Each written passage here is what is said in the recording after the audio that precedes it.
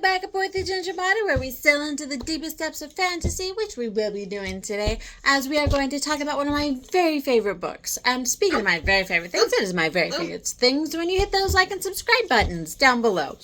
Make sure you hit those. I appreciate every single one of you so much. Without further ado, let's get into it. So we're going to be talking about When Wishes Bleed by Tracey L. Bond.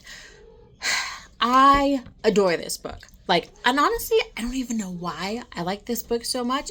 I picked it up, I don't know, years ago. I don't remember when it came out, but I first found it probably at least six or so years ago, give or take. And I just fell in love with this book, and even if I haven't read it for a while, I'll still think about it occasionally. And again, it's not like the type of book that I normally gravitate towards, so I'm not sure why I like it so much. But it is such a well written book. And the story is just, I don't know, I just really like the way she did the story. So this is a story, and I wouldn't call it about a happy,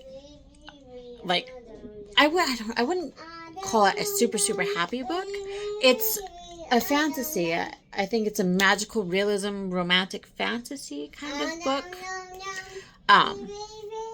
And it's about Sable, who is a witch, and they live in Nautilus. And Nautilus has sectors, starting from the first sector, which is the where the king and queen live, and down to sector 13, which is where the witches live, and where Sable lives. And Sable is the daughter of Fate. And Fate, which means Fate lives in her and has her do his bidding. And mostly he gives her our lovely background music, again, provided by my kiddo. He has her do her bidding mostly by pushing her towards what she needs to do, by giving her symptoms.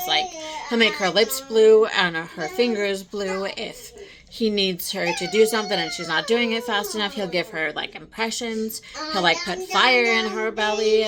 He'll even if somebody is gonna get hurt or something, he will give her the injury. It won't be real on her, but it will be, hey, Kai, can you bring the volume down just a little bit? No. Yeah, thank you. It will, what was I gonna say?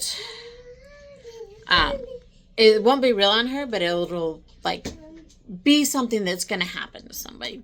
So so when the witches were celebrating an equinox, and she had to hang somebody on this day, which was honestly a no-no for the witches, because this is a celebration. They don't want anything to mar that, but fate demanded it, because this person had gotten rid of one of their own. And while she's looking for the person that she's gonna hang, she finds this group of 3 young men, and one of them has the most gorgeous gold eyes. And so after she'd gotten everything taken care of, she goes into her table to prepare to read fates for people. No, strangely enough, that night nobody wants to come except for this young man, and he's drunk when he shows up. But so she gives him a potion to sober him up, and he still wants his fate read.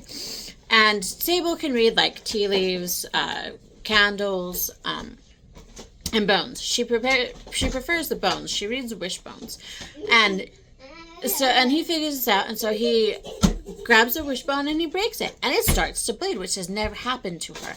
And she finds out that this young man's fate is somebody wants to kill him, and there is no other fate for him. And so he leaves after promising to send her payment, and so the next day a courier shows up with a box for her and a letter. It turns out this young man is the eldest prince, and he is supposed to get married. And to get married, they are having a contest where one woman from every sector, and it's usually just the 12 sectors. This is the first time he's ever invited somebody from the 13th sector, because the witches keep themselves separate. They normally have nothing to do with the kingdom.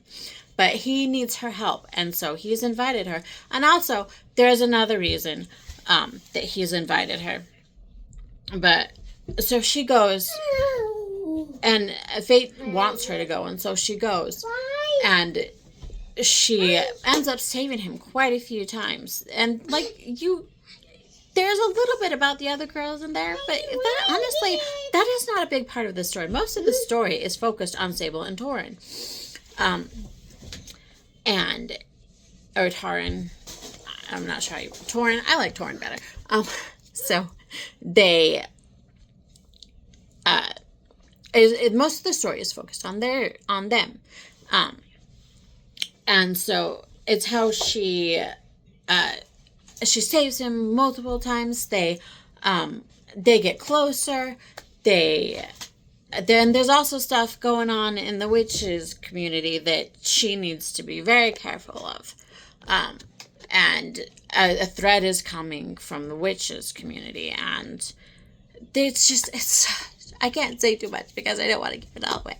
But it's such a good book. Honestly, there's 3 books in this series. I have not read the other 2. Honestly, I'm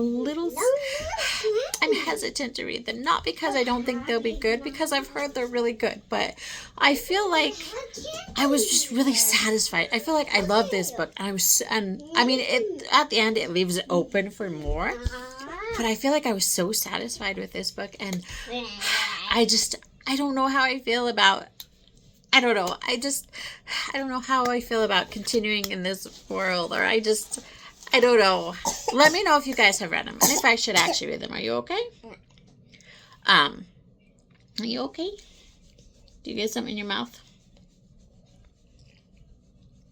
But yeah, let me know if you've read them, and if I should read the other 2. But I'm gonna do a shipping video because I absolutely love Torin and Sable, and so I will see you in the shipping video. And it's just such a good book. I cannot recommend it enough. Like I said, it's not really like a happy, joyful book. It's honestly, parts of it are really, really sad. It's got a more serious note to it, honestly. It's not, I wouldn't call it like a light book either, but it's so good. It is so good. I highly recommend it. Okay, now we're going to move on to the shipping video. And so I will see you there. For now, we're going to wait anchor and take our short leave.